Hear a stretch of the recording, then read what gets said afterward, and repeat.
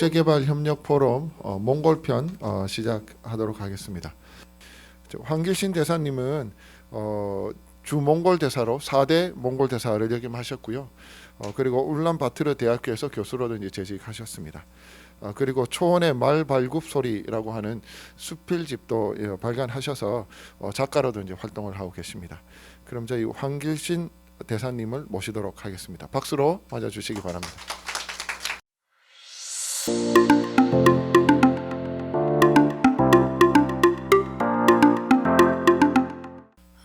제가 몽골에 대해서 오늘 말씀 좀 드렸는데, 이 몽골의 역사가 간단치가 않아요. 그래서 사실은 제가 이렇게 시간을 좀 절약하기 위해서 몇 가지 키워드를 이렇게 적어놓고 그다음에 주로 이야기를 하겠습니다. 그럼 제 이야기를 들으면서 말씀을 들으면서 이걸 보시면은 나중에라도 조금 기억이 더 남으실지 몰라서 그런 방법을 택했습니다. 이 칭기스칸 하면은 몽골의 자존심이고 아주 모르는 분이 없죠. 그래서 1995년에 미국의 워싱턴 포스트지가 지난 1000년 동안에 가장 세계의 역사나 문화나 이런 걸 변화시킨 가장 위대한 인물이 누구냐 하는 것을 조사를 해가지고 선정한 게 이 칭기스칸이라고 나와 있어요. 그래서 칭기스칸에 대해서는 그때부터 밀레니엄맨이라고 하는 호칭이 붙었습니다. 이 칭기스칸이 사실은 태어나기 전부터 중앙아시아 북방 지역에는 북방 유목민족 시대라고 할 만큼 기원전 2000년에서 1000년 정도 사이에 그러한 유목민족들이 살고 있던 시대였습니다. 그런데 9세기 정도에 가서, 9세기는 지금 기원전이 아니고 AD 9세기입니다. 9세기 정도에서 위구르라는 민족이 대이동을 쇠망을 하고, 그걸 계기로 해서 아주 민족의 대이동이 일어났어요. 북방 민족에 살고 있던 민족 부족 유목민족들은 크게 세 종류의 부류로 나뉩니다. 첫째는 몽골계가 있었고, 몽골계는 몽골족, 그 다음에 거란, 그 다음에 선비 이렇게 되고, 퉁구스 계통, 퉁구스족이라고 하는 계통에서 여진족, 만주족, 그 다음에 또 투르크 계통이라고 해서 거기는 위구르, 흉노, 여러분 흉노에 대해서는 역사에서 많이 들으셨을 거예요. 그 다음에 또 돌궐, 이게 이제 큰 부족들을 말하는 겁니다. 거기에 알고서 작은 키레이트, 타타르 이런 게 아주 수도 없이 많죠. 그런 민족들이 서로 서부 개척 시대에 것처럼 서로 약육강식의 그런 삶을 살아왔습니다. 그래 아까 말씀드렸던 것처럼 위구르가 쇠망을 하고서 민족 이동이 대규모로 일어나 가지고서 어디로 와서 정착했냐면은 12세기 중반 경우에 몽골의 북부에 오논강이라고 있습니다. 오논강의 상류 쪽에서 정착을 해가지고 살고 있었죠. 그러니까 그때는 법질서니 이런 걸 또 생각할 수도 없고 그저 약육강식의 시대였으니까 그런 환경에서 칭기스칸이 출생을 했는데 예수계의 칭기스칸의 아버지가 예수계의, 어머니는 후엘룬이라고 하는 그런 어머니 중에서 태어났어요. 그런데 그때는 칭기스칸이 테무친이라고 하는 태무진이라고 하는 그 이름을 가지고 태어났는데 이 태무진이 어렸을 때 그저 뭐 한 13, 14세 정도 해가지고 어렸을 때 아버지가 그 타타르족에 의해서 독살을 당합니다. 독살.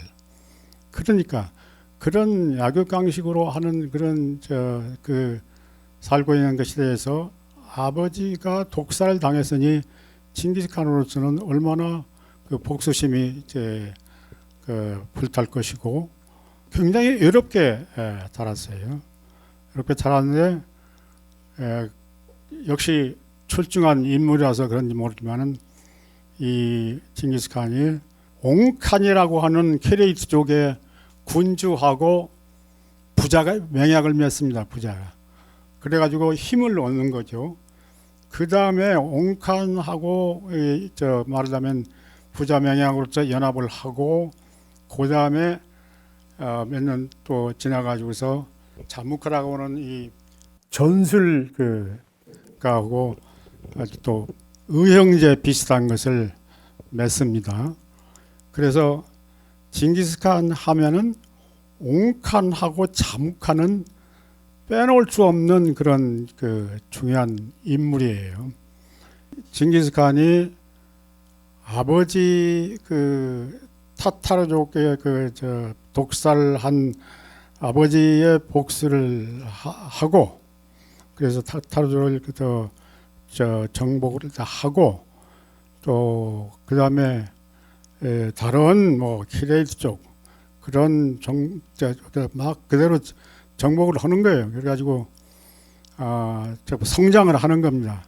그런데 또 불행히도 그 결혼을 했는데 자기 부인을 갖다가서 이 멜키스족이라고 하는 그 족들한테 약탈을 당했어요. 약탈. 그러니까 얼마나 불행했겠어요.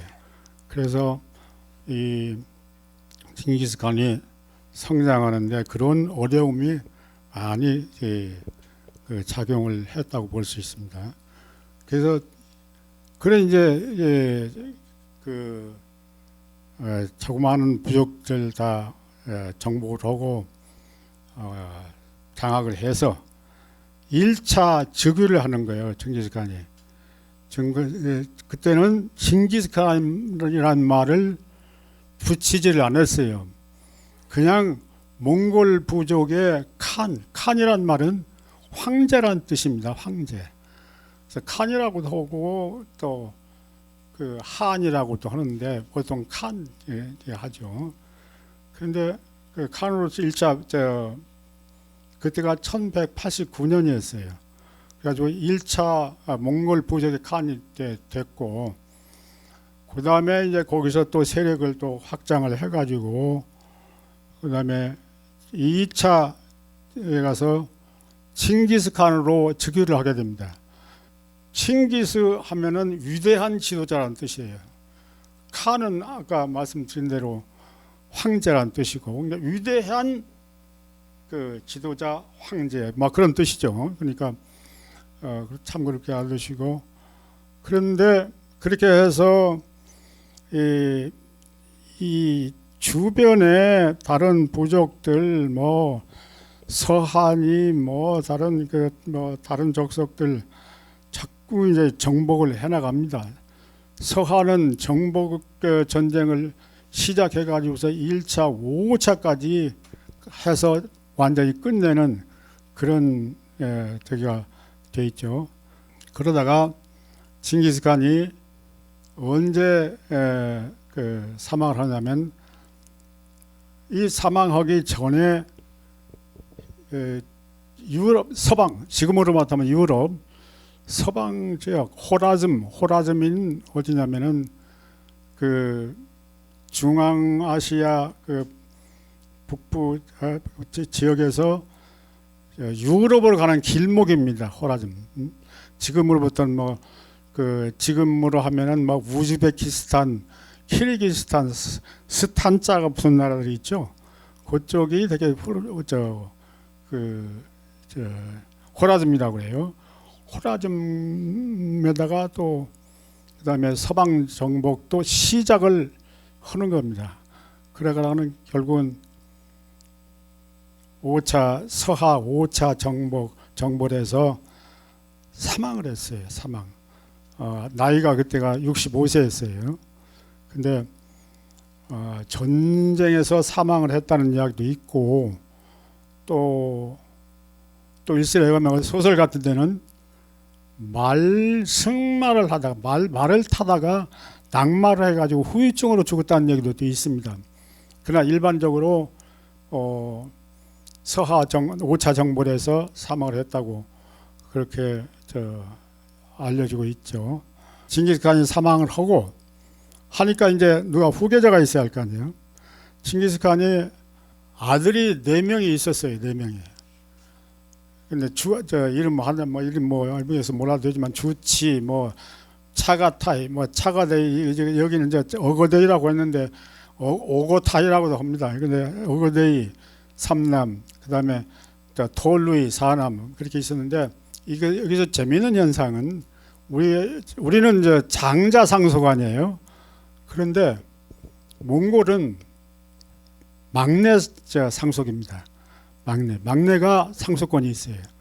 근데 그것이 아마 징기스칸 시대부터 내려왔다고 하는 것 같아요. 그래서 징기스칸이 이제 사망을 하니까 그 막내가 톨루이라고 하는 막내가 섭정을 했어요. 한 2년 정도의 섭정을 하다가 그 다음에 3남 어거데이가 그 다음에 2대 칸으로서 등극을 합니다. 2대 칸이가 어거데이가 이 어거데이가 등극을 해가지고서 또 계속 또 정벌은 계속 하는 거죠. 여기저기. 그리고 어거데이가 카라코름이라는 데다가 이 영토를 확장하고 하니까 수도를 갖다가 카라코름에다 정했어요. 카라코름을 유적지를 가보면은 아무것도 있는 무슨 건물이나 이런 게 있는 게 없고 퍼 벌판에 가서 그 몽골의 겔이라고 하는 그 천막이 있죠. 천막. 그 천막을 대형 나라를 운영하고 하려니까 얼마나 큰 천막이 필요하겠어요. 그래서 그 큰 천막을 하여튼 주춧돌만 남아 있더라고요. 저도 가봤습니다만은. 그래서 정복 전쟁을 하다가 또 어거데이 칸이 사망을 하고 그 다음에 이제 3대째가 쿠빌라이가 되는데 쿠빌라이는 아들이 아니고 손자입니다. 징기스칸의 손자. 그래서 이 손자가 12세기 중반에 그거를 등극을 해가지고 3대 해가지고서 1194년에까지 또 하게 됩니다. 그래서 이 쿠빌라이 칸 시대에 크게 큰 업적이 또 뭐냐면은 원나라 이게 중국을 정복해가지고서 수도를 지금 베이징으로 정합니다. 그래가지고 거기서 아주 큰 제국을 이루는데 사실은 몽골 제국이라고 하면 이렇게 좀 그 뿌리는 깊지만은 사실 제국이라고 할 정도로 세력이 확장된 때는 쿠빌라이 칸이라고도 볼 수 있어요. 그때. 그래가지고서 이 쿠빌라이 칸이 원나라를 국호를 갖다가서 대원이라고 원나라인데 큰 대자 대원이라는 거죠. 대원이라는 거고 선포를 해가지고서 굉장히 세력을 더 확장을 하는 거죠. 그래가지고서 쿠빌라이 칸이 이제 또 사망을 합니다. 그 사망을 하는 게 1368년이에요. 1368년에 사망을 하는데 명나라 지금까지 원나라는 몽골이 설립한 나라 아닙니까? 세운 나라 아닙니까? 근데 명나라한테 뺏기는 거예요. 명나라한테. 주원장, 명나라 주원장 아시죠? 주원장한테 뺏기고서 원나라 시대는 막을 내린 겁니다. 그러고서 몽골이 원나라가 명나라한테 이제 뺏기면서 몽골 북쪽으로, 지금 몽골 땅은 그 북쪽으로 패퇴를 하게 된 거예요. 또 쫓겨나는 거예요. 말하자면. 그래서 거기서부터 이제 명나라가 시작이 되고, 몽골은 자기 그 본토로 패퇴를 해가지고서 계속 거기서 이제 세력을 아주 망하지는 않았으니까. 그리고 명나라 이 만주 일대에는 아직도 몽골 그 세력은 남아 있는 거죠. 지금은 내몽골이라고 하는데, 내몽골 지역. 거기서 그게 이제 나중에 계속 뿌리가 남아 있어가지고 그러는데, 명나라가 차지하면서, 명나라는 한족입니다. 한족에 의해서 그렇기 때문에 사실은 이제 몽골하고는 명나라하고는 직접적인 관계는 없는 거죠. 그런데 명나라가 또 청나라의 누르하치한테 망하게 되는 거죠. 그때가 1616년이 됩니다. 1616년. 그래서 이제 청이 중국을 차지하는 거예요. 그러니까 이제 청나라는 명나라에 의해서 쫓겨난 몽골을 청나라가 또 지배를 하기 위해서, 청나라가 그대로 세력을 확장하기 위해서 계속 러시아 주변의 강대국하고 이렇게 비밀 협정이니 뭐 이렇게 맺는 거예요. 그래가지고서 계속 청나라는 몽골을 갖다가서 장악해가지고서 그걸 합니다. 그래서 이 청나라가 또 러시아하고 비밀 협정을 해서 몽골의 북부 지역, 러시아 쪽으로 북부 지역을 땅을 러시아 쪽에 할애를 하는 거예요. 할애. 그러고서 나머지 땅은 이제 청나라가 계속 지배하기 위해서 그렇게 해서 그게 성립이 되어 가지고 그렇게 청나라가 이 러시아에 할애를 하고 나머지 땅을 하기 위해서 청나라가 계속 러시아하고 저를 합니다. 그래서 청나라가 또 만주를 갖다가 지배하면서 일본이 또 20세기에 들어가지고 1912년 정도에 청나라하고 또 이 몽골을 가지고 또 협약을 하는 거예요. 그래서 일본은 내몽골 지역을 그대로 자기 장악해서 통제를 하려고 그러고, 그 다음에 청나라는 저쪽에 이제 몽골 본토 지역으로 그거를 이제 권리를 인정해주고 이러면서 주변의 강대국들이 청나라, 러시아, 또 일본, 이게 몽골을 갖다가서 조금씩이라도 자기를 이권을 차지하려고 각축을 하는 거예요. 그래서 청이 결국은 몽골을 전체를 갖다가서 지배하는 시대가 옵니다. 그래서 이제 1755년부터 이 몽골에서 반청운동, 반식민지, 반봉건 운동이 굉장히 강하게 벌어졌어요. 그래서 그것이 오늘날까지 20세기 초반까지 계속 이어지면서 독립운동으로, 몽골의 독립운동으로 이어오는 거죠. 그래서 청나라가 이제 또 일본하고 미약을 맺은 것을 갖다서 일본의 내몽골 지배를 인정을 해주고 청나라는 몽골 전역을 갖다서 지배하게 되는 거예요. 17세기 후반에 청나라가 러시아하고 넬친스크 조약이라는 걸 체결하게 돼요. 그 넬친스크 조약이 바로 청나라가 이 몽골 땅을 전부 다 지배하기 위한 그런 그게죠. 그리고 러시아는 북부 지역을 일부를 권리를 유지하게 되고, 그래가지고서 20세기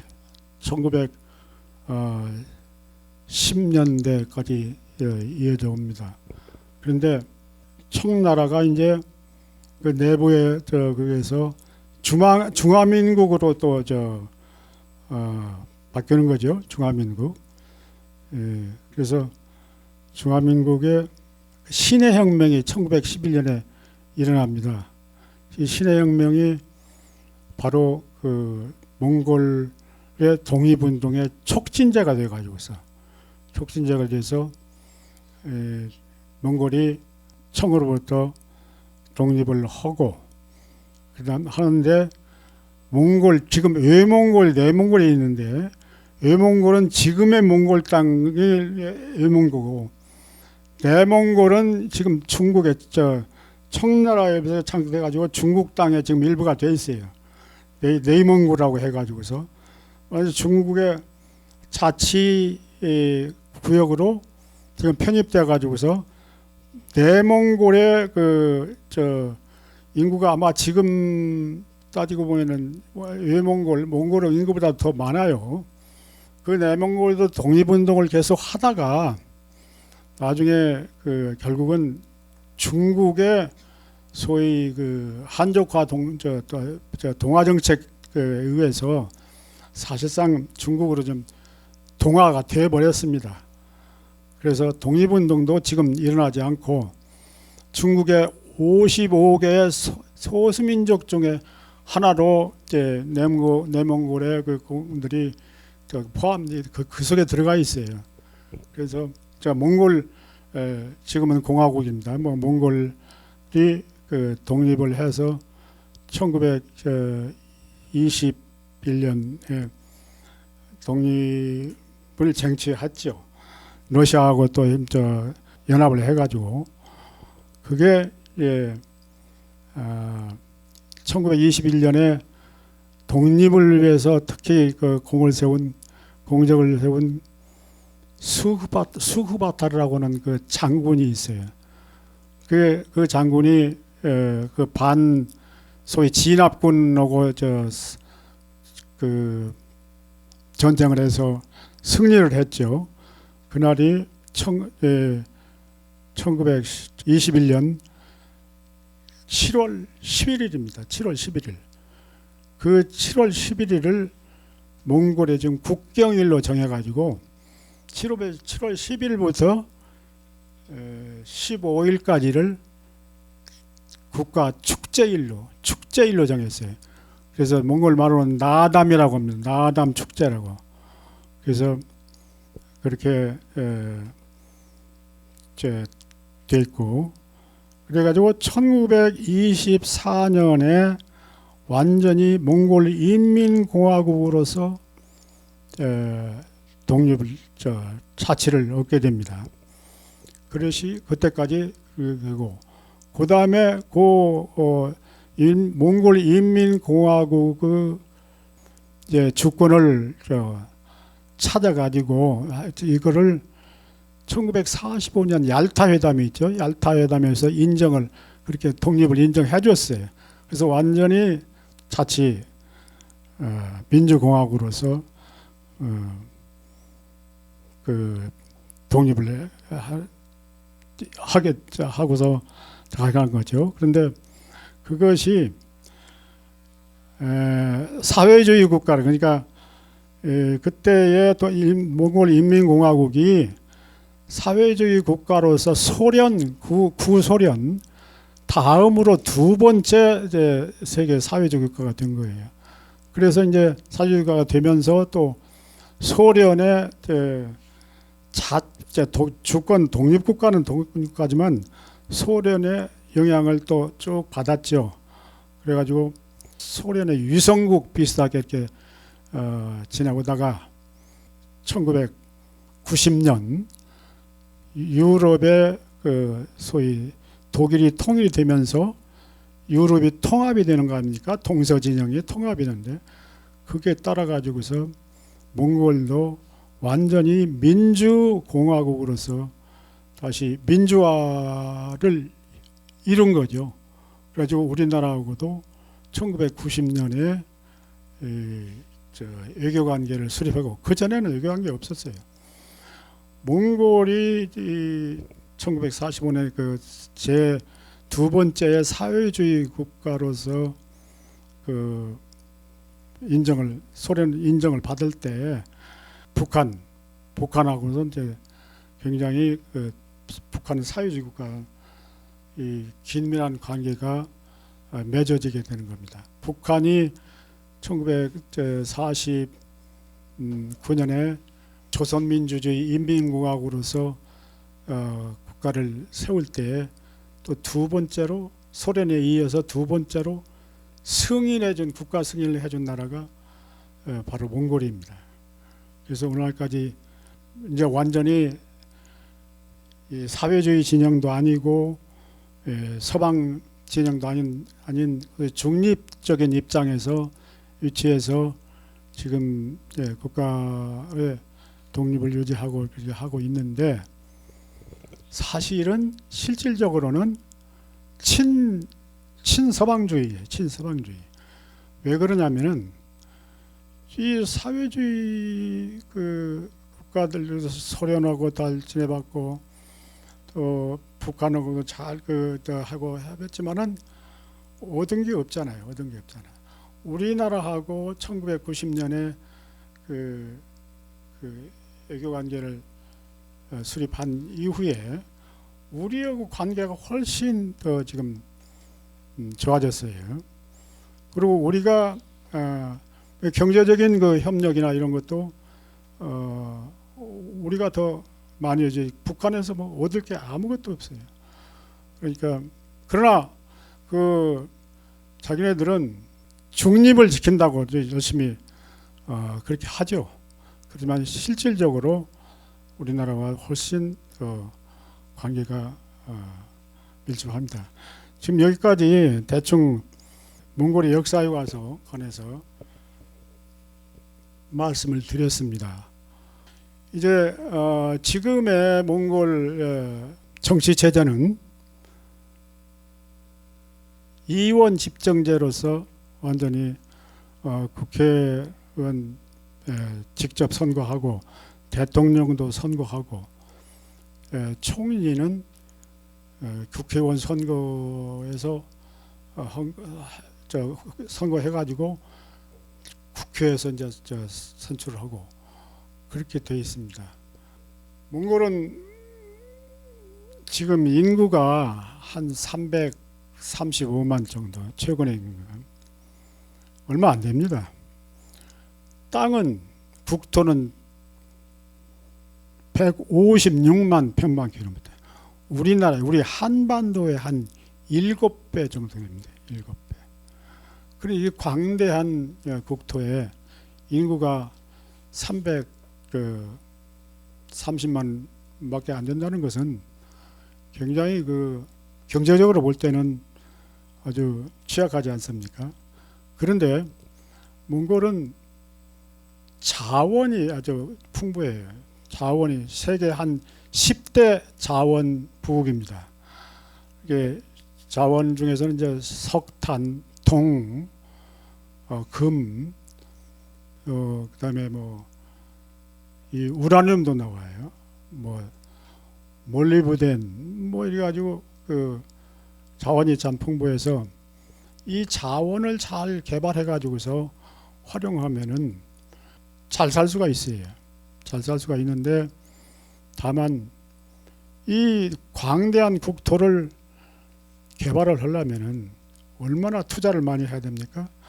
그래서 선진국들한테 이게 자원을 개발을 하라는 저거를 유치하면서 그 대신 인프라 같은 것을 이렇게 해가지고 이 자원 개발을 와서 들어오면은 인프라가 교통 뭐 이런 통신 이런 인프라가 열악하니까 투자를 많이 해야 되잖아요. 그래서 그렇게 하죠. 예를 들면은 석유도 좀 납니다. 석유도 나는데 중국 근처에서 나기 때문에 중국은 석유 수입국 아니에요. 석유를 중국에서 석유 채취한 거를 전부 다 중국으로 가져가요. 자기들이 수입가요. 그 수입에 대한 뭐 수송이라든가 그거를 또 자기들이 또 해가지고 하고. 그러니까 우리나라에서도 이 광산 개발하겠다고 진출한 기업이 있었어요. 있는데 얼마나 뭐 채비를 받는지 그건 모르겠어요. 그렇게 우선 사회 인프라가 지금 좀 열악하고 그래서 경제 개발하는데 상당히 애로가 있죠. 애로가. 그래서 뭐 선진국에서 일본에서도 적극적으로 경제 지원을 협력을 하고 또 뭐 미국도 마찬가지고 또 뭐 유럽의 유럽 국가들 많이 투자를 하면서 협력을 하죠. 그러나 아직은 제가 사실 거기 근무할 20년 전보다도 훨씬 많이 좋아지긴 했지만은 아직도 협력할 게가 너무 많아요. 우선 통신, 교통통신 인프라, 그 다음에 몽골은 물이 부족합니다. 물이 부족해서 북쪽에 가면은 기본 수량은 충분한데 강은 있지만 바다가 없거든요.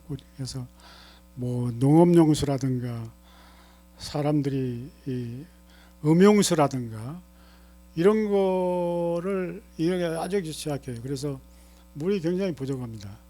뭐 그런 데서 지하수 개발이라든가 또는 뭐 의료시설이 더 부족하고 그래서 한국으로 의료 관광 오는 사람들이 많아요. 돈 많은 사람들은. 그래서 우리나라에서도 개인 병원이 진출한 병원도 있어요. 송도병원이라고 있죠. 송도병원. 그리고 연세대학의 세브란스 병원에서 거기는 선교차 나가 있는 연세 친선병원이라고 있어요. 한동안 이제 우리 친선 연세 세브란스 병원에서 운영을 하다가 지금은 아마 몽골에 넘겨줬을 거예요. 그래서 그런 것도 앞으로 또 여지가 있고 또 지금 최근에 들은 바로 의해서는 종합병원 진출도 검토하고 있다고 그런 얘기 들었습니다. 아직 근데 확정된 건 아닌 것 같고. 그래서 협력의 여지가 참 많이 있습니다. 예.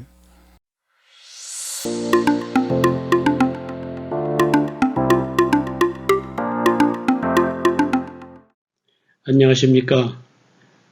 저는 연세대학교를 정년 퇴임하고 현재는 몽골 국립의과대학의 명예교수로 근무하고 있는 최영문입니다. 오늘은 코로나 시대의 몽골 고등교육 사례와 국제협력 방안에 대해서 말씀드리겠습니다. 오늘 주제에 대해서 그동안 제가 6년 동안 운영해온 몽골의과대학의 사이버 교육에 대한 사례를 중심으로 말씀드리겠습니다.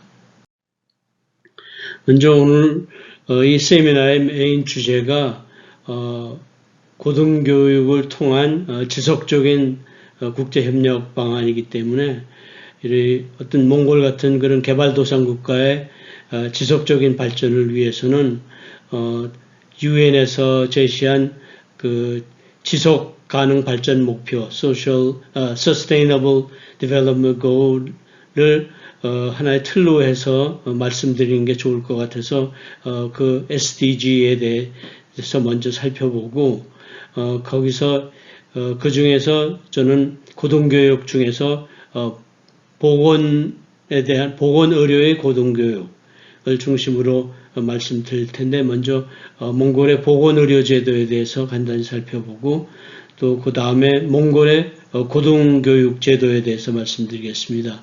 그리고 코로나로 인해서 이 고등교육 또 보건의료 제도가 많이 변화를 겪고 있는데 어떠한 변화가 있었고 앞으로는 어떻게 발전할 것인지 그런 그 코로나 시대의 고등교육 변화 역할에 대해서도 살펴보겠습니다.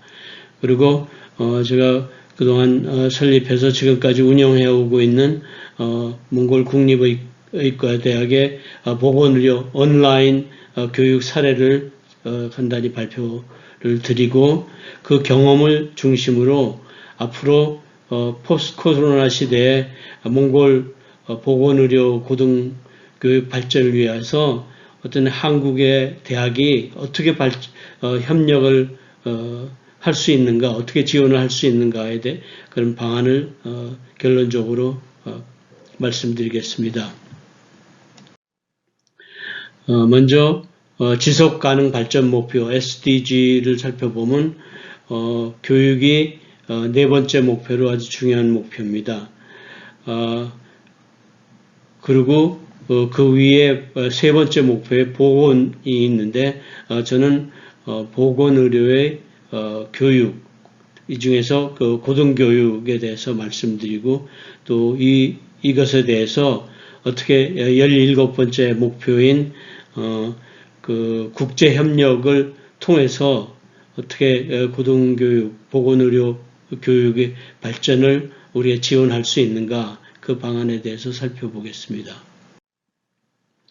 먼저 몽골의 보건의료 제도에 대해서 살펴보면 우리나라와 달리 우리나라는 보건의료 시스템의 90%가 민간이고 10% 정도가 공공인데 비해서 몽골은 반대입니다. 한 90% 정도가 공공의료고 한 10%가 이제 민간의료입니다.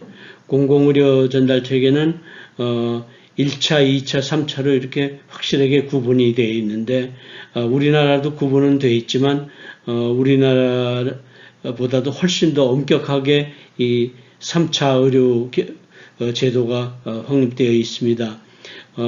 3차 기관으로 직접 갈 수는 없고 먼저 1차 기관인 도시나 지방의 보건소에서 먼저 진료를 받은 다음에 거기서 의사가 중하다, 증상가 중하다, 2차나 3차로 가야겠다. 그렇게 의뢰를 해야지만 2차, 3차로 갈 수가 있습니다. 그리고 우리가 일반적으로 의료의 질에 영향을 미치는 게 이제 네 가지 큰 이슈가 있는데 먼저 접근성, accessibility, 그 다음에 병원 의료 시스템, 그리고 의료보험 제도, 그러니까 지불제도에 대한 문제, 또 의료 장비, 시설, 이렇게 네 가지가 중요한데, 몽골은 접근성이 매우 떨어집니다.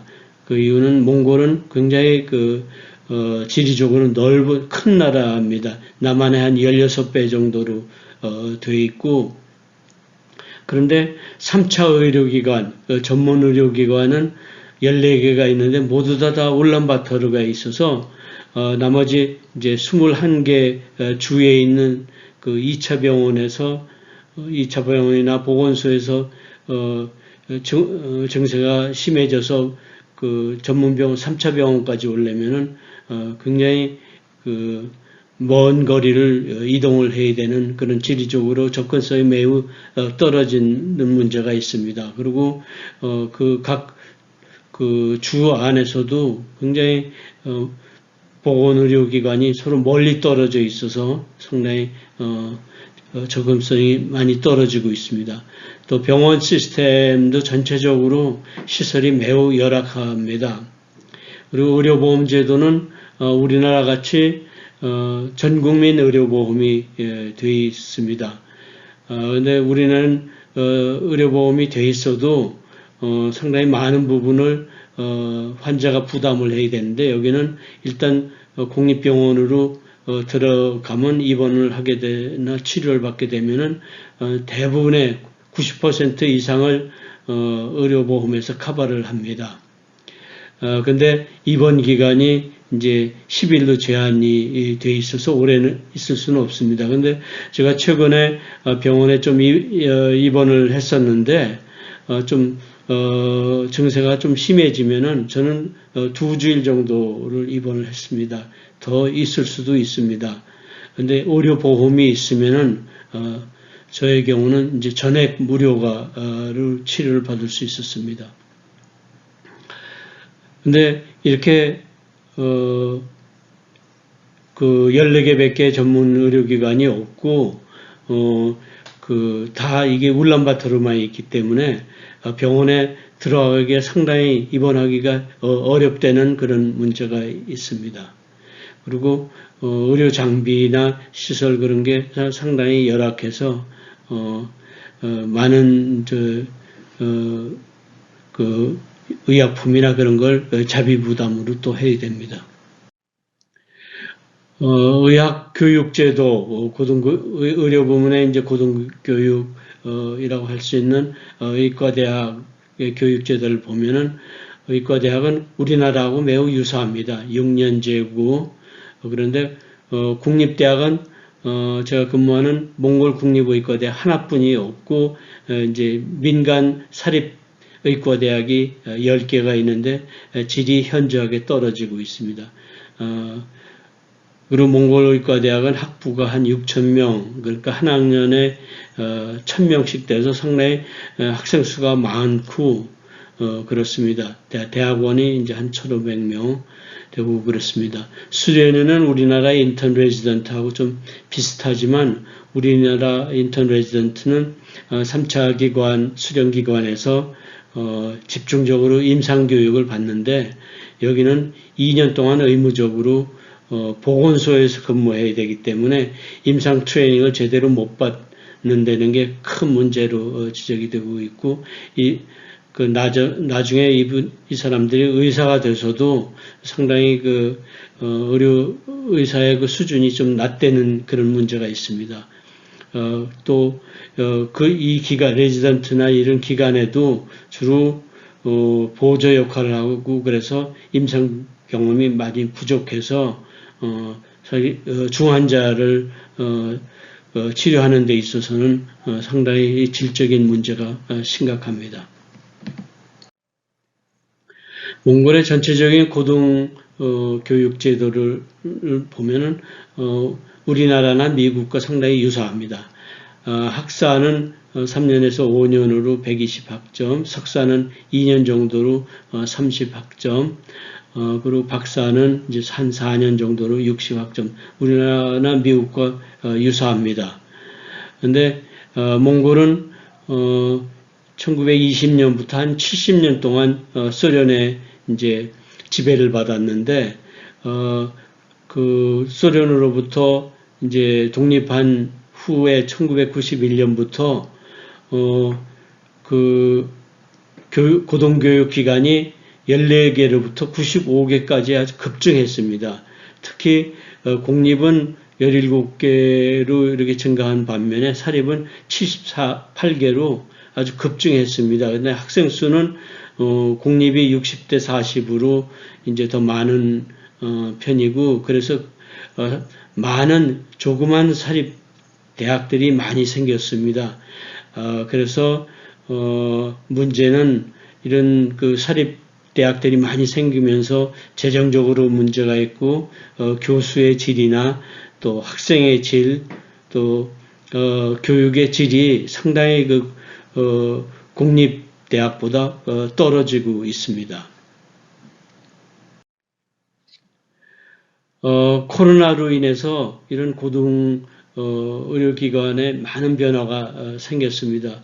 전 세계적으로는 그 대면 교육보다는 비대면 온라인 수업들이 전체적으로 많이 늘었고, 또 우리나라를 포함해서 미국 그런 선진 국가에서는 외국 유학생들이 많이 이제 줄어들어서 재정적으로 어려움을 이제 호소하고 있습니다.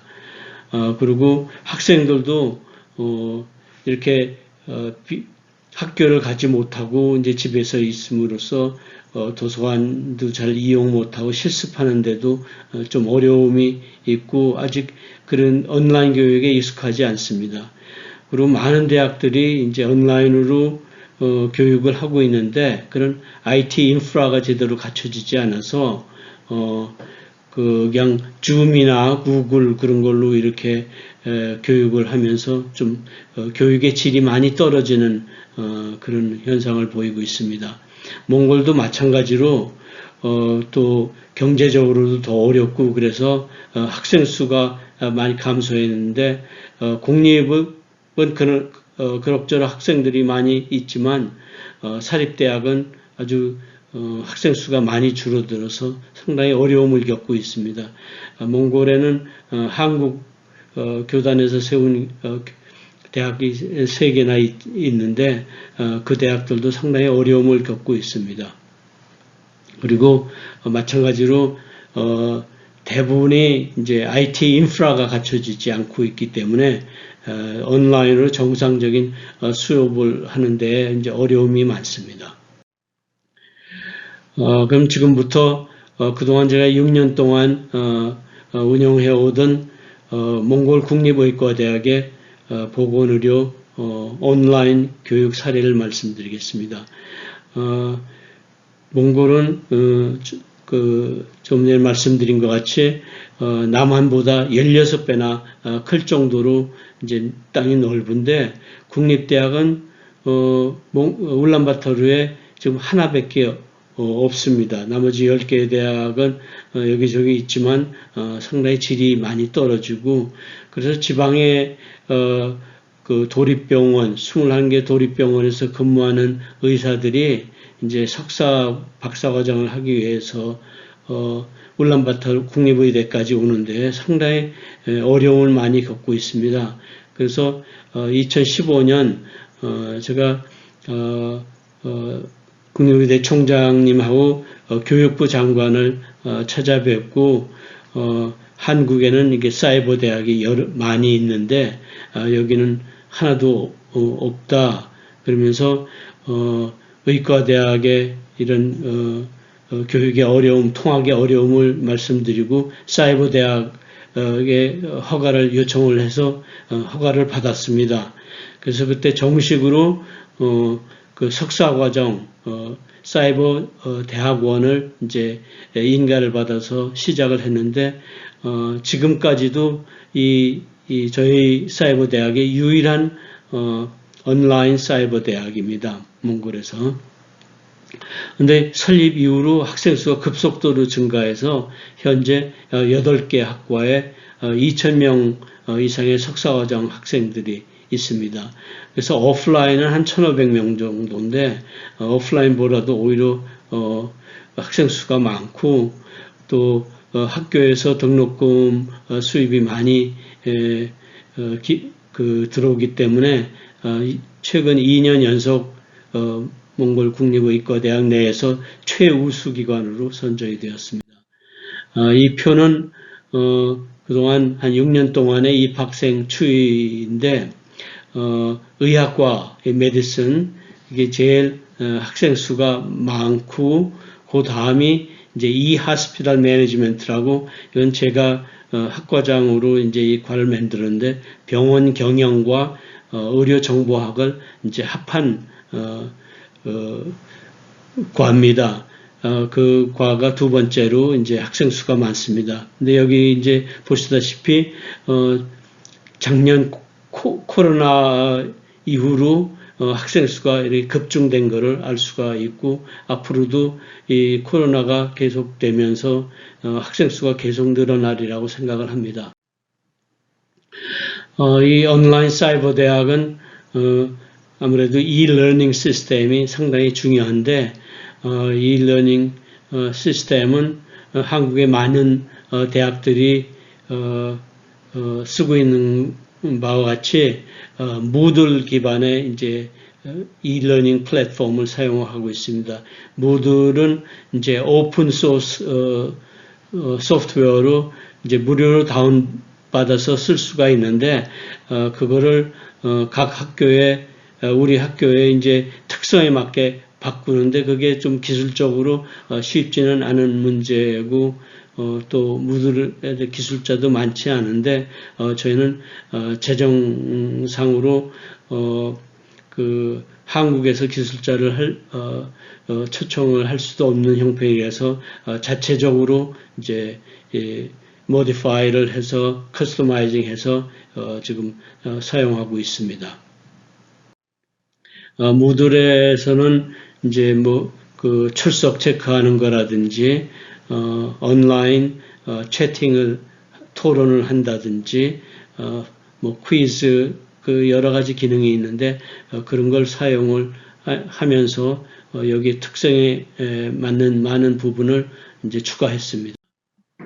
이거는 이제 저희 그 이 e-learning 시스템의 초기 화면입니다. 이름을 International Cyber University of Medical Science 그거는 이제 그 교육부 장관이 이 허가를 내줄 때 몽골 학생들만 다루지 말고 교육하지 말고 이제 중국이나 러시아, 중앙아시아 학생들도 많이 모집을 해서 국제 사이버 대학으로 발전시키라 그래서 이제 이름을 이렇게 해서 했는데 이제 영어와 몽골어로 되어 있습니다. 이거는 이제 교수 화면입니다. 저는 이제 그 지금 5과목을 가르치고 있는데 이 중에서 Research Method는 필수 과목으로 모든 학생들이 다 듣는 과목이고 이제 나머지 한 4과목은 의료정보학 과목을 가르치고 있습니다. 의료정보학 개론하고 또 Knowledge Management System 그리고 Systems Analysis and Design 그리고 Nursing Informatics 그 과목을 가르치고 있습니다. 이거는 강의 자료를 올리는 화면인데 각 12주에 이제 그 렉처가 있는 실러버스가 12주로 되어 있습니다. 근데 각 주마다 이제 렉처 노트가 있고 또 레퍼런스를 2개씩 올립니다. 렉처는 1시간을 너무 길게 하면은 또 지루할 수가 있어서 되게 2이나 3수로 나눠서 이제 렉처를 하고 있습니다. 여기 보면 시험도 이 학생들이 먼 곳에 있기 때문에 이 울란바토르까지 오기가 어려워서 저희들은 이제 100% 온라인으로 하고 있습니다. 그래서 시험은 저희가 생각을 해갖고 그 의사들이 다 바쁘고 그러니까 동일한 시간대로 시험 보기가 어려워서 이 경우 보면 5월 25일부터 31일까지 한 일주일 정도 시간을 두고 아무 때나 와서 들어와서 중간고사나 학기말고사를 볼 수가 있는데 타이머가 있어서 저희는 이제 2시간 정도 시간을 주고 시험을 보게 합니다. 그 종합 코스웍 다 끝나고 이제 종합시험을 보는데 종합시험도 마찬가지로 이렇게 타이머를 정해서 이제 하고 있습니다. 이거는 온라인 강의 화면입니다. 여기에 이제 그 교수 강의 화면이 있고 요거를 통해서 이제 뭐 수술 실습하는 거나 이런 걸 보여줄 수가 있습니다. 그리고 파워포인트는 영어와 몽골어 이렇게 돼서 외국 학생들도 볼 수 있게 합니다. 강의는 저는 이제 그 외국 강사들은 영어로 하고 몽골 교수들은 이제 몽골어로 이제 하게 됩니다. 그 저희 학교의 이제 교과 과정은 이건 이제 교육부의 이걸 제출해서 승인을 받은 교과 과정인데, 저희 그 eHospital Management의 교과 과정을 보면은 이제 코어 코스 그 필수 과목은 6과목으로 모든 학생들이 다 똑같이 들어야 되는 걸로 듣는 과목이고, 그 중에서 저는 연구 방법론, 리서치 메서드를 강의하고 있습니다.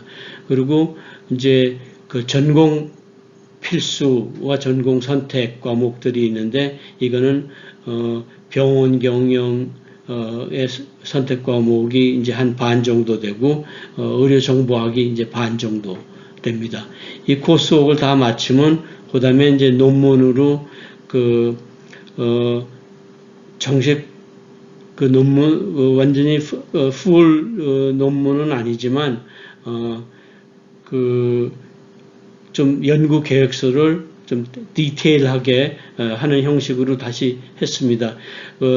자료를 수집하고 뭐 실험을 하고 하는 논문을 쓰게 되면 그 많은 학생들을 다 이렇게 지도하기가 좀 어려워서 연구 계획서를 대체했는데, 여기도 뭐 대여섯 페이지의 연구 계획서가 아니라 대개 한 30-40페이지 정도의 디테일한 연구 계획서로 외국 문헌도 최소한 5편도 해야 될 정도로 이제 저희가 자세한 가이드라인을 만들어서 연구 계획서를 제출하게 하였습니다. 그리고 이것을 이제 교육부의 승인을 받아서 지금 시행을 하고 있습니다.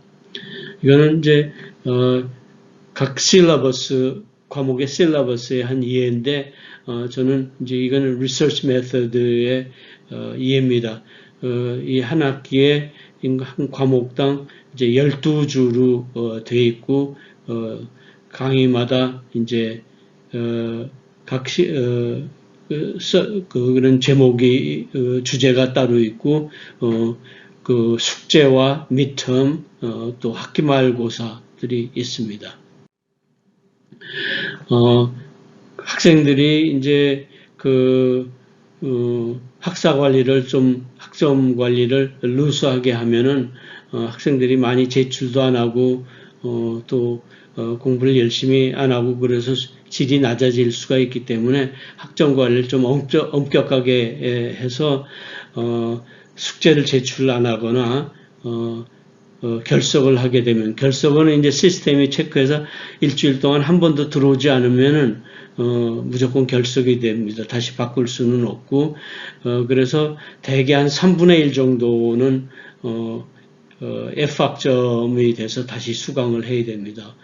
이 시스템즈 애널리시스 경우는 이제 45%까지 거진 반 정도가 이제 F를 받았는데, 이 학사 관리는 엄격하게 이렇게 하려고 합니다. 그리고 이제 코스웍을 마치면은 종합시험을 보고, 종합시험에서도 한 3분의 1 이상이 이제 불합격을 하게 되고, 논문을 제출을 합니다. 논문을 제출하면은 이제 발표를 하는데, 울란바토르에 사는 학생들은 학교에 와서 이렇게 교수들이 앉아 있고 학생들이 이제 발표를 하게 되고, 지방에 있는 학생들은 전국에 한 5군데 정도 있는 권역별 지방 병원에 있는 화상회의 시스템을 이용을 해서 학생들이 쭉 기다리면서 20분 동안 발표를 하고, 이제 이 학교에 있는 교수들께서 이제 질문을 하면서 논문을 디펜스하게 됩니다. 그동안 6년 동안에 이제 많은 경험을 했고 어려움도 있었는데, 몇 가지 문제점을 말씀드리면은, 학생들이 의사들이 많이 바쁘기 때문에 상당히 온라인을 선호를 합니다. 그래서 중간에 오프라인으로 들어왔더라도 온라인으로 전과하는 학생들이 많아져서 오프라인 그 프로그램의 학생 수가 많이 줄어들고, 그렇게 되면은 오프라인 교수들의 또 수입이 또 줄어들고, 그래서 그런 마찰이 좀 있었습니다. 그리고 또 예산 부족이나 여러 가지로 외국 대학의 교수들을 이제 유치하는 데 좀 어려움이 있었습니다. 그리고 강의 자료는 이제 영어와 몽골어로 작성을 해야 되는데 영어 교재 작성에 좀 어려움이 있고 또 온라인 교육에서는 조교의 역할이 상당히 중요한데 그런 숙달된 조교를 채용하는데 좀 어려움이 있었습니다. 그리고 이제 IT 기술자도 채용이 좀 어렵고 또 온라인 교육에서는 출석을 저희는 시스템이 체크를 하는데 본인이 직접 들어오지 않고 친구나 동생이 이제 들어와서 하더라도 우리가 알 수가 없어서 출석 확인에 좀 어려움이 있고 또 시험 시간을 보는 시간을 2시간으로 제한을 했는데도 또 부정을 하는 경우도 있고 그래서 그런 시험 관리에도 좀 어려움이 있었습니다. 그리고 이렇게 저희가 학생 수를 늘리는 데는 이제 성공을 했지만 학교에서 아무래도 인식 부족하고 또 학교의 재정이 이렇게 넉넉하지 않기 때문에 그 등록금 수입을 충분히 이 질을 높이는데 이 사이버 대학의 질을 높이는데 이렇게 투자를 하지 않고 있어서 상당히 어려움이 있습니다. 이거는 앞으로 좀 더 개선해야 될 문제라고 생각합니다. 그래서 앞으로는 좀 더 온라인 교육의 질을 향상시키기 위해서 총장도 좀 더 노력을 하겠다 그러고 이게 제일 중요한 문제입니다. 그리고 오프라인 프로그램과의 마찰해서도 여러 가지 방법을 지금 생각을 하고 있습니다. 그리고 앞으로 좀 더 홍보를 해서 해외 학생들을 좀 더 많이 유치를 하려고 그러고 최근에는 이제 내몽골하고 MOU를 맺고 이제 중국의 내몽골 학생들도 이제 좀 점점 늘어나고 있습니다. 그래서 앞으로는 또 외국 유수대학과 MOU를 체결해서 또 강사도 유치하려고 그러는데 지금 일단 연세대학하고는 이제 MOU를 맺은 상태입니다. 그리고 앞으로 이런 질을 좀 더 향상시킨 다음에는 온라인 박사까지 해서 할 계획인데 그렇게 되면 아시아의 유일한 그 온라인 의학 석사 박사 과정이 생기는 대학이라서 앞으로 외국에서도 많은 관심을 갖게 되지 않을까 생각을 합니다. 그럼 마지막 결론으로 이런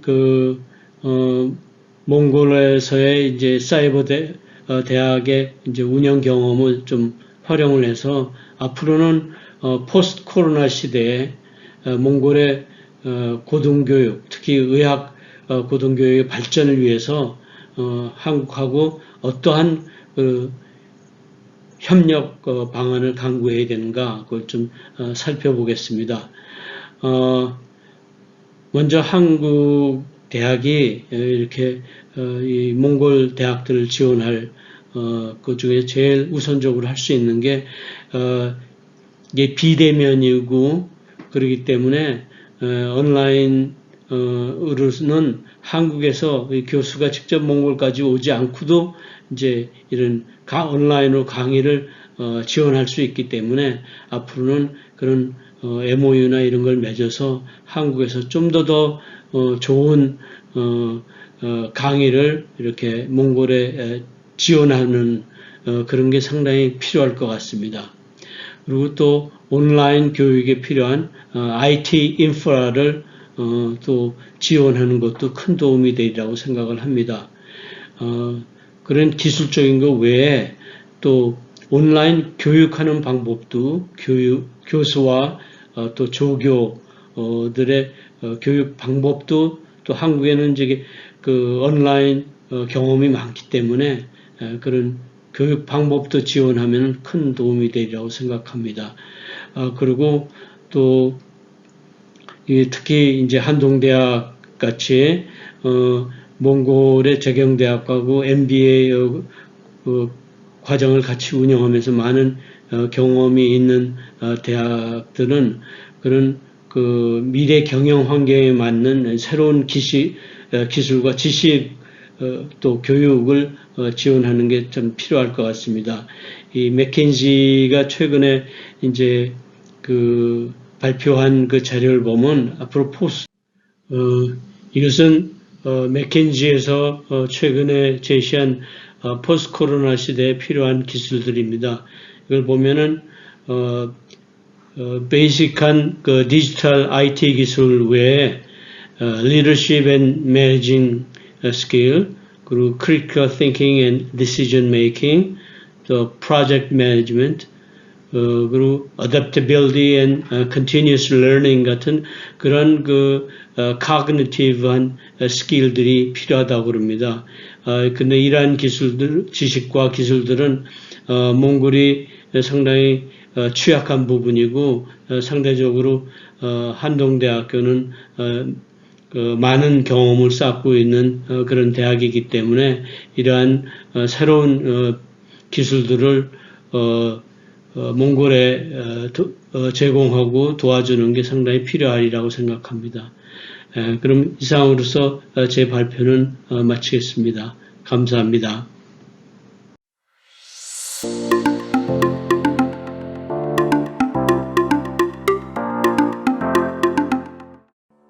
Сайн байцгаана уу? Та бүхэнд энэ өдрийн мэндийг хүргье. Монгол улсын санхүү эдийн засгийн их сургуулиас мэдчилж байна. Хандуун глобал их сургуулиас зохион байгуулж байгаа энэ удаагийн хуралд Монгол улсын дэд боловсролын салбарын тухай илтгэл танилцуулах гэж байгаадаа баяртай байна. 1990 оноос хойших зах зээлийн тогтолцоонд шилжсэн дэд боловсролын салбарын бодлогод гарсан үндсэн өөрчлөлтүүд мөн салбарын үндсэн статистикуудын талаар илтгэлийн эхний хэсэг танилцуулнаа. Санхүү эдийн засгийн их сургууль өнгөрсөн хавар 2021-ээс 2031 он хүртэл баримтлах урт хугацааны бодлогын баримт бичиг боловсруулсан. Энэхүү баримт бичгийг боловсруулах явцад хийгдсэн судалгаа шинжилгээний үр дүнд тулгуурлан ирээдүйн дэд боловсролын талаарх төсөөлөл хандуун болон санхүү эдийн засгийн их сургуулийн хамтын ажиллагааг үргэлжлүүлэх илүү бүтээлч дараагийн түвшинд гарах саналыг танилцуулнаа. Нэгдүгээр хэсэгт Монгол улсын дэд боловсролын салбарт гарсан бодлогын голлох өөрчлөлтүүдийг танилцуулъя. Монгол улсад 1921 онд ардын хувьсгал ялж, ардын засгийн газраас шинэ цагийн боловсролын байгууллага байгуулж, хөвгүүд охтыг суралцуулах зорилтыг дэвшүүлэн тавьсан байна. 1921 оны 8 дугаар сарын 14-ний өдрийн засгийн газрын 11-р хурлаар сургуулийн танхим нээж, түүнд хүүхдийг багаас нь сургах тухай хэлэлцэж, бага сургууль байгуулах тухай тогтоол баталсан нь Монгол улсад шинэ цагийн боловсролын тогтолцоо бий болгох талаар гаргасан хамгийн анхны эрх зүйн баримт бичиг болжээ. 1990 оны хүртэл зөвлөлт холбоот улс болон эдийн засгийн харилцан тусалцах зөвлөлөөс оруулж байсан их хэмжээний хөрөнгө оруулалтын хүрээнд Монгол улсын боловсролын салбарын гол дэвшлүүд бий болсон юм. 1990 оноос хойш улс орны нийгэм эдийн засгийн нөхцөл байдлаас улбаалan засгийн газрын зүгээс зах зээлд баримжаалсан бодлогыг бүх салбарт баримтлах шаардлага бий болсон нь их дэд сургуулиуд зах зээлийн тогтолцоонд нэвтрэх үндсэн нөхцөл бүрдсэн юм. Тухайлбал 1991 оны боловсролын хуулиар дэд боловсролыг зах зээлийн зарчимд шилжих суурийг тавьснаар энэ салбарт бүх түвшний засаглалын төвлөрлийг бууруулах, түнчлэн хорийн хвшлийг бий болгох, сургалтын төлбөрт шилжих суурийг тавьсан. Энэхүү хуулийг баталснаар төрийн их дэд сургуулиуд 1993 оноос эхлэн сургалтын төлбөрийг нэвтрүүлж эхэлсэн. 1995 оны боловсролын тухай хууль, анхны дэд боловсролын тухай хууль батлагдсан гарч дэд боловсролын тогтолцоо зөвлөлтийн загвараас цоошин Америк маягийн тогтолцоонд шилжсэн төвхтэй. 1995 оны боловсролын тухай хууль нь их дэд сургуулиуд төсвөөс гадна судалгаа, сургалтын төлбөр, хандив, зээл тусламжийн гэсэн олон талт санхүүгийн орлоготой байж болох боломжийг нээж өгсөн ба удирдлага, хүний нөөц, сургалтын хөтөлбөрийн агуулга зэрэг олон хяналтын төвлөрлийг сааруулж институцийн эрх мэдлийг өргөжүүлсэн билээ. Зах зээл шилжих явцад нийгэм бүхэлдээ гэмтийн өөрчлөлтөнд хөтлөгдөж байсан нь байгууллага, хувь хүмүүс соёлын өөрчлөлт гэж нэрлэж болохоор өөрсдийн суурь үзэл санаа, хэм хэмжээ, зан үйлээ өөрчлөх шаардлагатай тулгарсан байна. 1994-өөс 1998 оны Монгол Улсын засгийн газраас гаргасан боловсролын мастер төлөвлөгөө нь дэд боловсролыг зах зээлийн чиг баримжаатай болгох, энэ салбарын реформ, хувьчлалыг явуулах үндсэн чиглэлийг тодорхойлсноор энэ салбарт зах зээл нэвтрэх тууштай бодлого хэрэгжиж эхэлсэн. Зах зээлийн баримжаатай дэд боловсролыг хөгжүүлэхэд чиглэсэн төрийн бодлогод дараах нийтлэг санаанууд тусгагдсан байна. Үүнд боловсролын салбарын бүх түвшинд удирдлагын төвлөрлийг сааруулах боломж олгосон. Удирдлагыг ардчлах, боловсролын байгууллагуудын бие даасан байдлыг хангах нөхцөлийг бүрдүүлсэн. хувийн өмчтөөр суурилсан боловсролын байгууллага байгуулагдах эрх зүйн үндсийг анх тавьсан. Сургалтын төлбөртэй байж болох төрийн өмчийн сургалтын байгууллага санхүүжилтийн нэг их үүсвэр нь сургалтын төлбөр байх эрх зүйн үндсийг тавьсан. Хоёрдугаар хэсэгт Монгол улсын дээд боловсролын салбарын өнөөдрийн нөхцөл байдлыг тодорхойлж харъя. Үүнийхээ эхэнд Монгол улсын дээд боловсролын салбарын үндсэн статистик үзүүлэлтүүдийг тоомлон харъя. Манай улсад үйл ажиллагаа явуулж буй ихтэй сургууль коллежийн тоо 2020-оос 2021 оны хичээлийн жилд 88 байгаагаас 42.1 их сургууль, 51.1 дээд сургууль, 3.4% нь коллеж, 3.4% нь гадаадын их сургуулийн салбар байна. Үүний 73.9% нь төрийн бус өмчийн, 22.7% нь төрийн өмчийн, 3.4% нь олон нийтийн өмчийн сургууль байна. Нийт сургуулийн 89.8% нь Улаанбаатар хотод, 10.2% нь Хөдөө орон нутагт байна. Ихтэй сургууль коллеж суралцагчдын тоо 2019-оос 20 оны хичээлийн жилд 147.4 мянга байсан бол 2020-оос 2021 оны хичээлийн жилд 147.3 мянга болж өмнөх хичээлийн жилээс 0.7%-аар буурсан байна. Ихтэй сургууль коллежид суралцагчдыг хүүсээр авч үзвэл 2020 оны 20-оос 21 оны хичээлийн жилд нийт суралцагчдын 60.7 нэмэгтэй 39.3 нь эрэгтэй байна. Ихтэй сургууль коллежид суралцагчдын 93.9% нь Улаанбаатар хотод, 6.1% нь Хөдөө орон нутагт суралцж байна. Ихтэй сургууль коллежийн суралцагчдыг боловсролын зэргээр авч үзвэл энэ хичээлийн жилд нийт суралцагчдын 80.9% нь бакалавр, 16.9% нь магистр, 2.2% нь докторийн зэрэг эзэмшгээр суралцж байна. Шинээр элсэгчид 2019-оос 20 онд 17.6 мянга байсан бол 20-оос 21 оны хичээлийн жилд 25.2 мянга болж 43.3%-аар өссөн байна. Ихтэй сургууль коллежид 2019-оос 20 оны хичээлийн жил шинээр элсэгчдийн 62.9% нэмэгтэйчүүд байна. Ихтэй сургууль коллежийг 2018-аас 19 оны хичээлийн жилд 23 мянган оюутан төгссөн бол 19-оос 20 оны хичээлийн жилд 28 мянга болж 21.7%-аар өссөн байна. Нүүбийн ЮНЕСКОгийн статистикийн байгууллагын мэдээллээр нэг багшид ногдох оюутны тоо хамгийн бага байгаа нь Япон улс 7, Герман улсад 8, Канада улс 9, Оросын холбооны улс 10 байна. Харин бүгд найрамдах Солонгос улс 14, Их Британи улс 16, Итали улс 20, Монгол улс 23 байна. Суралцах хугацаагаар нь авч үзвэл Турк улсад 5.7 жил, Финланд 4.5 жил байгаа нь хамгийн өндөр байна. Хамгийн бага байгаа нь Бразил улсад 2.4 жил, Их Британи улсад 2.9 жил байна. Монгол улсын дээд боловсрол эзэмшгээр суралцж байгаа хугацаа нь 3.1 жил байна.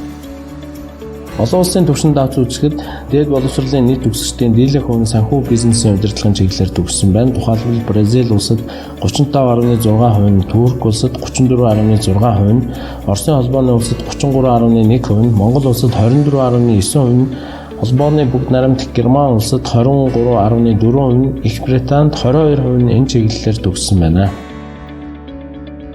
Тулгамдж буй гол бэрхшээлүүдийг авч үзэх юм бол нэгдүгээрт дээд боловсролын салбарын бүтээгдэхүүн үйлчилгээний чанар нийлүүлэлт нь салбарын ажил олгогчдын, оюутнуудын хүлээлт эрэлт хэрэгцээг хангаж чадахгүй байна гэж үзэж байна. Мэдлэгийн хүрээг тэлэх, технологийн хөгжлийг хөтлөх үүрэгтээ их сургуулийн жишг тогтолцоо бүрдэж чадаагүй байна. Олон улсын түвшинд эрдэм шинжилгээний ажилд дээд боловсролын төсвийн 7-оос 10%-ийг зарцуулдаг бол манай улсын хувьд 2.7%-ийг л зарцуулж байна. Сургалт, шинжилх ухаан, үйлдвэрлэл, бизнесийн байгууллагын уялдаа татамжлал хангалтгүй.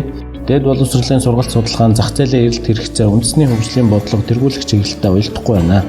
Дээд боловсролын сургалтын байгууллагуудын удирдлагын арга барил, менежментийн ур чадвар дутагдaltaй, багш нарын цалин бага, хөдөлмөрийн зах зээл дээрх үнэлэмж доогуур байна. 3-р хэсэг дээд боловсролын салбарын ирээдүйн чиг хандлага. Сүүлийн жилүүдэд олон улсын түвшинд хийгдэж буй томоохон судалгаануудаас харахад онол тулгуурсан уламжлалт боловсролын үзэл санаас илүүтэй технологийн хөгжил дэвшил ноёрхсон, урьдчилан таамаглах аргагүй нэн шин нийгмийн залуу хойч үеийг хэрхэн бэлдэх вэ гэдэг асуудал гарч ирж байна. Бид ирээдүйд бусад орны их сургуулиудтай ажил төвчний өрсөлдөгч хамтрагч байхын тулд ирээдүйд дээд боловсролын салбарт тулгарч болох сорилтуудад бэлэн байх, тэдгээрийг урьдчилан тооцох хэрэгцээ шаардлага тулгарч байна. За үүнд салбарын түвшинд дараах хандлагууд давамгаалах хандлагатай байна. Нэгдүгээрт нь нээлттэй хамтын ажиллагаа буюу open networking. Дээд боловсролын салбарт илүү интернационал хэлбэртэй болж байна. Их сургуулиуд хоорондын судлаач багш нар хоорондын оюутан суралцагч хоорондын бусад салбарт энэ оролцогч талуудын хоорондын идэвхтэй хамтын ажиллагааг чухалчилж байна. Товчхондоо бол өрсөлдөөнөөс илүү хамтын ажиллагаанд суурилсан загвар давмгаалж байна. Сургалтын үед англи хэлний боловсрал англи хэлэд суурилсан сургалтын хэлбэрүүд давмгаалах бол судалгааны хувьд их сургууль хоорондын хамтын ажиллагаанд суурилсан нээлттэй чөлөөтэй мэдлэгийн санг ашиглах замаар олон улсын хамтарсан судалгаанууд давмгаалах болж байна. Үүний тод жишээ болж Европ дөрвөн планы үйл явцыг дурдж болох юм аа. Хоёрдугаарт глобалчлалын эсрэг үндэсний эрх ашигт үйлчлэх хандлага. Улс үндэстнийхээ эрхэм зорилго дээр илүү төвлөрсөн, үндэсний хэрэгцээ шаардлагад нийцсэн сургалтын болон судалгааны ажлыг хэрэгжүүлэх. Энэ тохиолдолд төр их сургуулиудыг санхүүжүүлж, цөөн тооны их сургуулийг олон улсын жишгт хүргэх, эренблүүлэх бодлого баримтлана. Судалгааны хувьд илүү үндэсний хөгжлийн стратеги тэргүүлэх чиглэлүүдээр төвлөрнө. Олон улсын хамтарсан судалгааг цөөн тооны найрсаг хамтын ажиллагаа бүхий улсуудтай хамтарна. Харин их сургууль суурилсан судалгааны ажил илүү үндэсний үнд зүйлд суурилсан нийгэм хүмүүнлэгийн салбарт давмгаалах нь. Үүний тод жишээ бол цагаачлалаас үүдэлтэй эдийн засгийн хамтын ажиллагаа хөгжлийн байгууллага OECD-гийн гишүүн орнуудад глобалчлалыг эсэргүүцэх үндэсний эрх ашгийг чухалчлах хандлага давмгаалах болсон бөгөөд үүнтэй холбоотойгоор их сургуулиуд нийгмийн нэгдэл нэгтрэлийг бий болгоход гол үүрэг гүйцэтгэх шаардлагатай болж байна. Гуравдугаарт шинэ нийтийн хариуцлага буюу их сургуулиуд нь илүү олон нийтийн санхүүжилттэй болж олон нийтийн засаглалд давмгаална. Хэдийгээр их сургуулиуд гадаад зах зээл, сургалтын төлбөр, судалгааны патент, бизнесийн салбарын хамтын ажиллагааны хүрээнд бүрдүүлэгч тодорхой хэсгийг олон нийтээс бүрдүүлнэ. Ингэснээр төр болон бусад оролцогч талуудын өмнө их сургуулиуд илүү хариуцлагатай байж тэдний санаа бодлыг сургалтын үйл ажиллагаанд бодитоор тусган хэрэгжүүлэх хандлага давмгаалах нэ. Дөрөвдүгээрт нь High Education Inc. Их сургуулиуд сургалтын болон судалгааны үйлчилгээг арилжааны зорилгоор нийлүүлэх өрсөлдөөн суурилсан бизнесийн зарчим руу шилжинэ. Оюутны төлөөх өрсөлдөөн нэмэгдэнэ. Үүнтэй холбоотойгоор ихэнх сургуулиуд салбар эсвэл харьяа сургууль нээх, сургалтын хөтөлбөрийн франчайз хэрэгжүүлэх зэргээр өөрсдийн давуу тал дээр тулгуурлан хөгжих, өрсөлдөх ийм загварууд гарч ирж байна. За үүний жишээ бол Австрали, Малайз, Шинзланд, Сингапур, Англи зэрэг улсууд дээд боловсролын салбараа илүү экспортын салбар болгон хөгжүүлж байна. Дөрөвдүгээр хэсэг Хандооны их сургууль болон санхүү эдийн засгийн их сургуулийн хамтын ажиллагааг өргөжүүлэх санал. Санхүү эдийн засгийн их сургууль болон Хандоон глобал их сургууль урт хугацаанд хамтран ажиллаж, дээд боловсролын сургалтын болон судалгааны үйл ажиллагаанд шинжил болон хийгдсэн олон санаачлах төслийг хамтдаа хэрэгжүүлж ирсэнд бид туйлын талархалтай байдаг.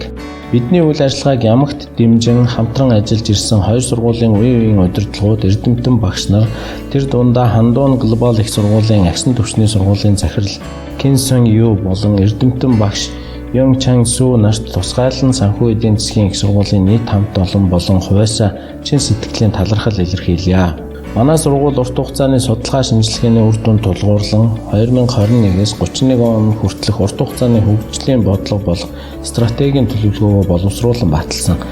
Энэхүү урт хугацааны бодлогын хүрээнд бид бүхэн олон улсын жишгт нийцсэн захим энтерпренеур их сургууль болон хөгжгөөр зорж байна. Бид үндэсний түвшинд нийгэм эдийн засаг хүрээлэн буй орчны үн цэнийг бүтээгч нээлттэй талбар байхыг зорж буй бөгөөд энэ зорилгынхоо төлөө бүх талын хамтын ажиллагаа түншлэлийг өргөжүүлэн хөгжүүлэхээр ажиллаж байна.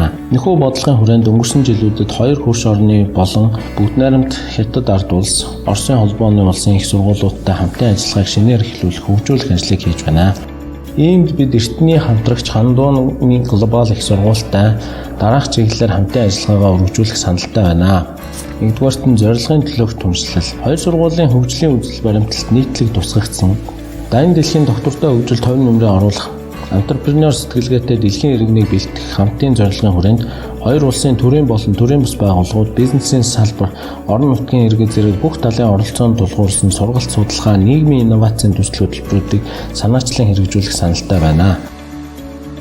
Бид Хандоон глобал их сургууль, ЮНЕСКО, UNITV-ийн төслийн хүрээнд өвөл болон зуны камп сургалтыг сүүлийн жилүүдэд амжилттай хэрэгжүүлж, жил ирэх бүр уг арга хэмжээнд оролцох сургуулиуд, бизнесийн болон төрийн байгууллагуудын тоо нэмэгдэн ач холбогдол үүсэж байна.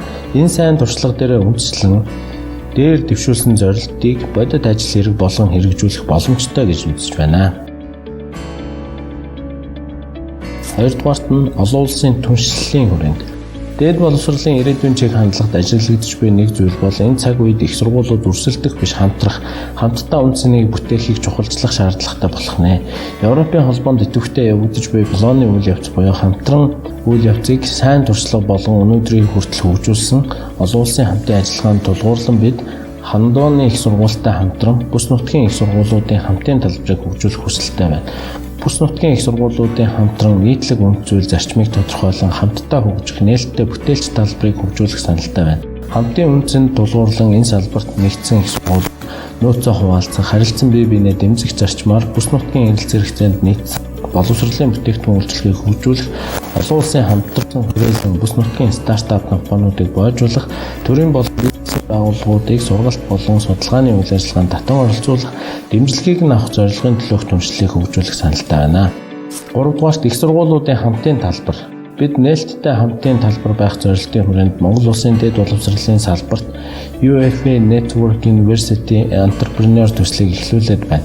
Энэхүү төслийн зорилго нь сайн дурын үндсэн дээр дотоодын ихтэй сургуулийн нэгдлийг бий болгох, ингэхдээ оюутан багш шилжин суралцах, ажиллах боломжийг бий болгох замаар салбар дундын судлалыг хөгжүүлэх, орон нутгийн их сургуулиудтай хамтрах, улмаар бүс нутгийн их сургуулиудтай хамтран сургалт судалгаа, нийгмийн инновацийн төслийг хэрэгжүүлэхээр зорж байна.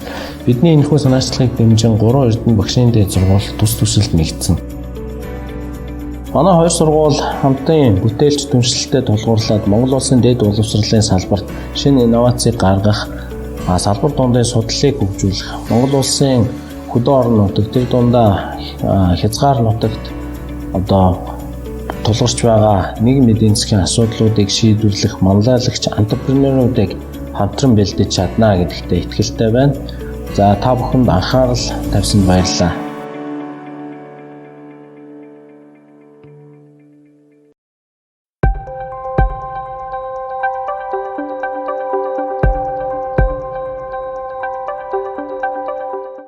엘드네데시라고 동광 세계에서 3번째로 큰 동광이 있어요. 근데 그건 이제 러시아가 지금 관여를 하고 있고 옛날부터 그렇게 했어요. 그러고 몽골의 지금 산업이 광업이 한 21%가 되거든요. 그러고 축산업이 한 12% 정도 돼요. 그러니까 제일 주 산업이 광업이고 그다음에 축산업이에요. 몽골의 근데 광업은 너무 알려져 있으니까 그렇지만 축산업도 무시 못해요. 지금 몽골 인구의 가축 수가 한 11배가 11배가 된다고 그래요. 근데 몽골의 5대 가축 하면은 말, 소, 양, 낙타, 염소 이렇게 되거든요. 말만 해서도 몽골 인구보다도 많아요, 숫자가. 제가 몽골에 있으면서 승마를 좀 배워가지고 승마를 좀 즐겼거든요. 말의 숫자가 뭐 5천만 마리라고 그러더래요. 나는 그보다는 더 될 것 같은데 하여튼 그렇게 그때 봤어요. 근데 몽골이 인구보다도 많으니까 뭐 350만, 400만 뭐 그렇게 되겠죠. 말 해가지고서 몽골의 말은 시골에서는 교통수단입니다. 울란바토르는 그렇지 않지만은 시골에 조금 나가면은 말 전부 다 말 타고 다녀요. 그러니까 말이 그런 교통수단이고, 그 다음에 그 사람들은 말 고기를 그렇게 많이 먹진 않는데 말젓을 마요즈라고 하는데, 마요즈라고 하는데, 그것이 몽골 사람들의 식량, 또 돼요. 뭐 고기가 육류가 이제 거기 있지만은. 그리고 또, 유럽으로 수출을 해서 화장품 원료로 쓴다고 그런 얘기도 있더라고요. 염소가 참 희한한 동물입니다. 양을 키울 때는 반드시 염소를 같이 키운대요. 왜 그러냐면은 양은 조금 좀 멍청해서 밥을 그냥 많이 하여튼 배부르게 먹는데요. 그러고서는 잔대요, 자면. 그럼 잘못 죽는다는 거예요. 이게 염소가 돌아다니면서 이 깨우고 다니게 저 양을 못 자게. 그러니까 양을 키우는 데는 염소를 같이 키운다고요. 그리고 염소에서 뭐가 나오냐면은 캐시미어 그 털이 있죠. 예, 속털. 그러니까 저 울란바토르가 평균 고도가 1580m가 됩니다. 저 캐시미어가 말이 왜 캐시미어라고 붙었냐면은 저 카시미르 있잖아요. 카시미르 분쟁, 인도 파키스탄 분쟁인데 거기서 나온 거예요. 거기가 해발 한 1500, 600 그렇게 되면서 거기에 있는 그 저 염소 이게 속털이 가장 질이 좋다는 거예요. 근데 이제 그래서 염소가 많기 때문에 몽골에서도 캐시미어를 많이 생산을 합니다. 근데 다만 가공 기술이 조금 선진국만 못해서 그런데 지금은 많이 좋아졌을 거예요. 아마. 몽골이 제가 울란바토르 대학에 있을 때 강의하면서 나는 뭐 광업이야 광업 개발 광공 하는 거야 뭐 당연하지만은 축산 뉴질랜드가 축산 농축산국 아니냐 농축산국이어도 선진국에 들어가요. 선진국. 저 몽골도 지금 축산 가축이 많으니까 축산업을 좀 현대화해 가지고서 하면은 저 식량도 저 풍부해질 거고 또 그 수출도 해서 외화도 획득할 거고 그 참 좋겠다. 이거 반응이 괜찮더라고요.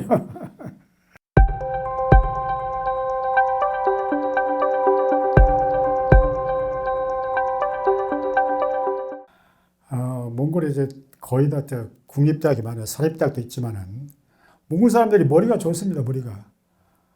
머리가 그 상당히 좋아서 이 언어 같은 것도 잘 배워요. 몽골의 그 제2외국어는 몽골어가 있지만은 제2외국어는 그동안에 러시아어였어요. 기성세대는 러시아 말을 몽골 말 자기 말 이상으로 잘해요. 그런데 이제 러시아어가 영어로 바뀌었어요. 민주화가 되면서 1990년에 영어로 바뀌었어요. 그래서 젊은 층은 영어가 잘 통할 거고. 근데 우리는 솔직히 한국에서 영어 교육 받으면은 문장은 잘 하는데 말이 약하잖아요. 지금은 조금 달라지지만 저희 배울 때는 그랬어요. 근데 몽골 사람들은 배우면 말도 잘해요. 한국말 배우면 한국말을 옷 비슷하게 입고 한국말을 하고 있으면 당신은 한국 사람이냐 몽골 사람이냐 물어볼 정도로 저도 한 5년 있었어도 구분이 잘 안 될 때가 있어요. 교육에 대한 투자가 내가 보기에는 조금